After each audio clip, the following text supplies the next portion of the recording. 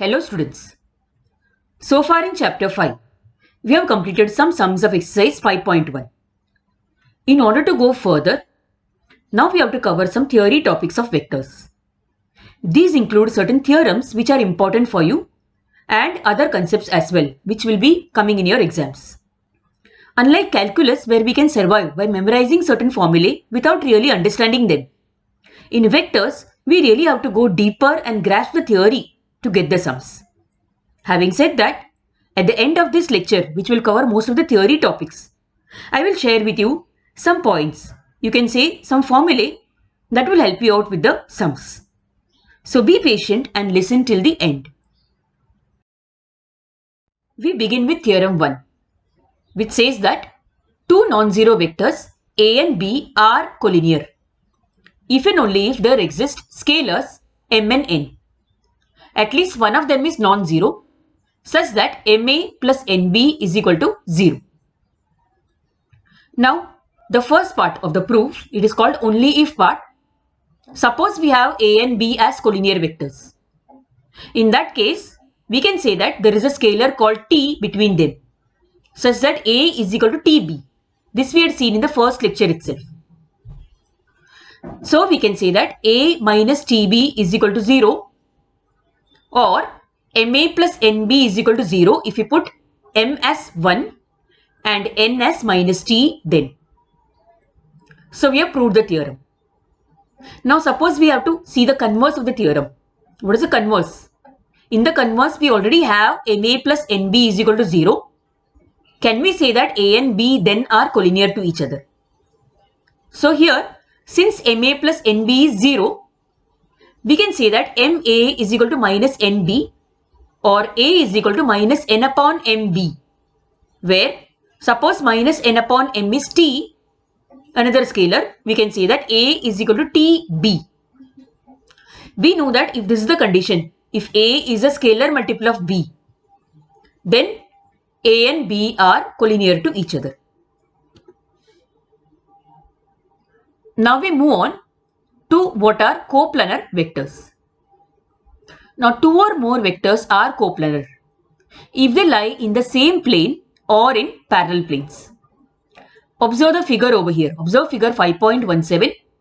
As you can see, A and B lie in the same plane. That means we can say that they are coplanar. What about A and C? A and C lie in parallel planes. That means again they are coplanar. But A and E do not lie in the same plane and they also do not lie in parallel planes. That means A and E are non-coplanar vectors. Remember that any two intersecting lines, straight lines OA and OB in space, determine a plane. So if lines intersect, the lines form a plane. Same like any 2 points determine a line. Theorem 2. The theorem states that let A and B be non-collinear vectors. A vector R is coplanar with A and B if and only if there exist unique scalars T1 and T2 such that R bar is equal to T1A plus T2B, which means see, two vectors anyway determine a plane. Okay, for a third vector to be coplanar with them, this condition has to be obeyed. Now the first part of the proof. Suppose R is coplanar with A and B. Then we have to show that R can be expressed as T1A plus T2B.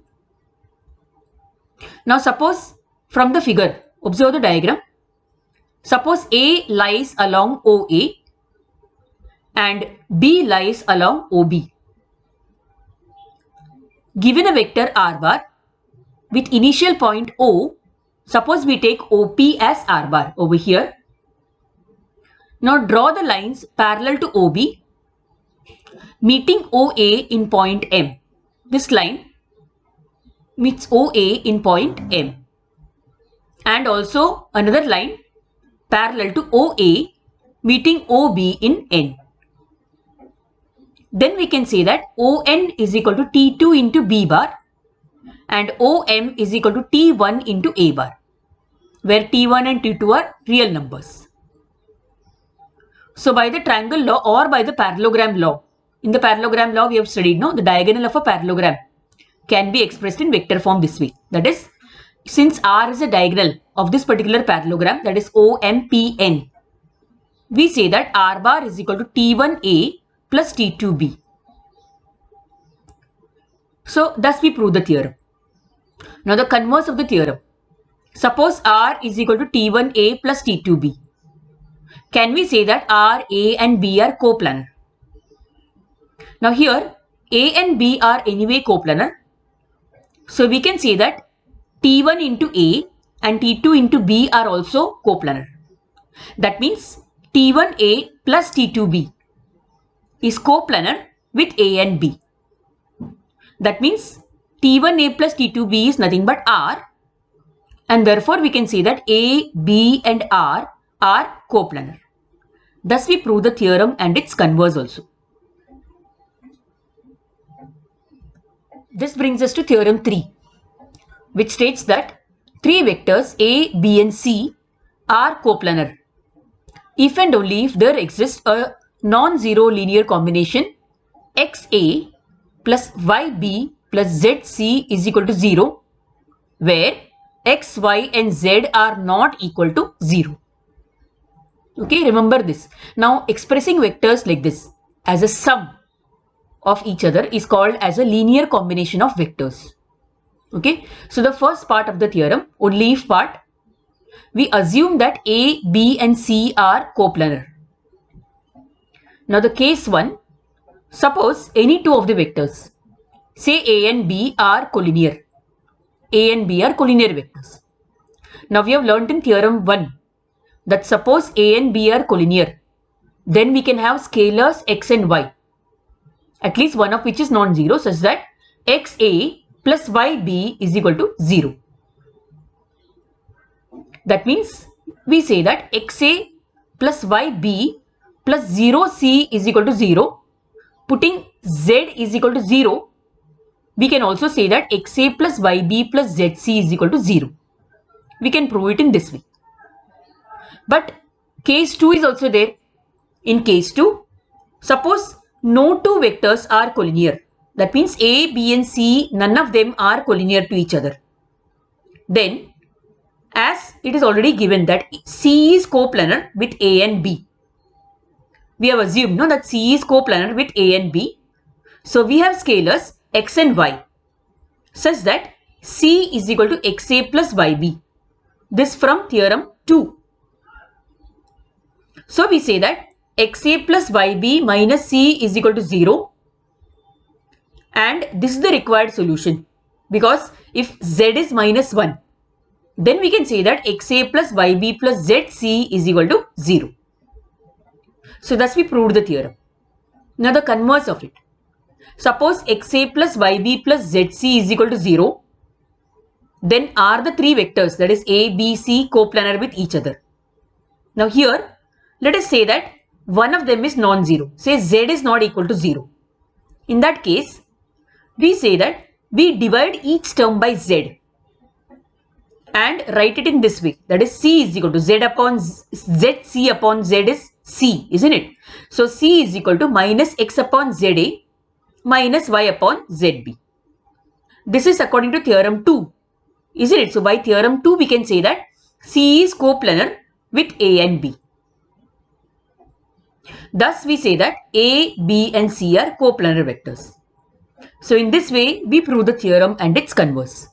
Now we go to vectors in 2 dimensions, that is in the xy plane, how to express a vector.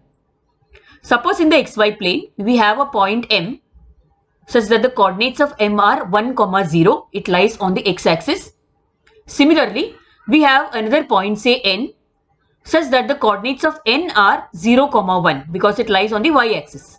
Then a vector along OM is a unit vector which is denoted by the letter I. It is called as I cap.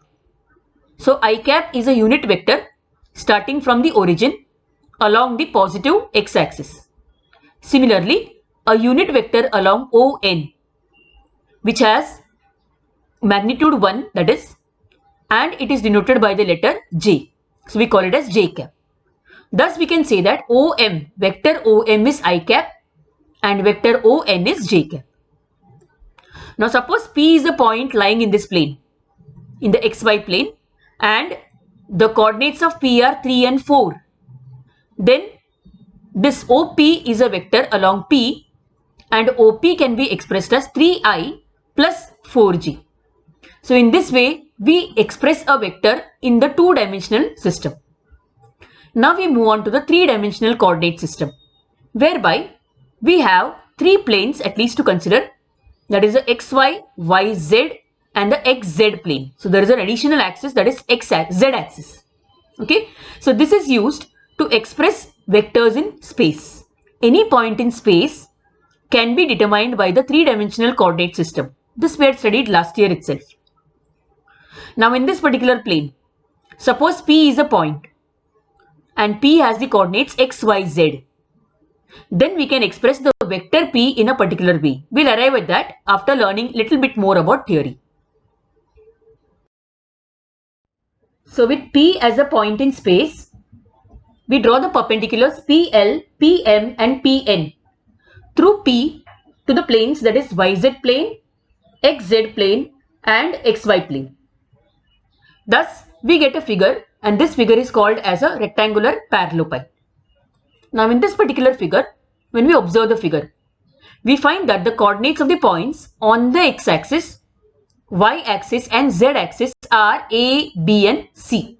So as you can see, A is x0, 0, the coordinates of B are 0, y, 0 and the coordinates of C are 0, 0, z respectively. Similarly, the coordinates of the points on the coordinate axis are given as L, x, y, 0 in the xy plane, M, 0, y, z in the yz plane and N, 0, x, 0, z in the xz plane. Then, what is the distance of P from the coordinate planes? Now, distance of P from the xy plane is given as mod z. You can see the figure to understand it. Distance of P from the YZ plane is given as mod x and the distance of P from the XZ plane is given as mod y. Also, distance of P from the origin is given by this formula, that is OA square plus OB square plus OC square under the root sign, which is square root of x square plus y square plus z square. Then distance between any two points in space.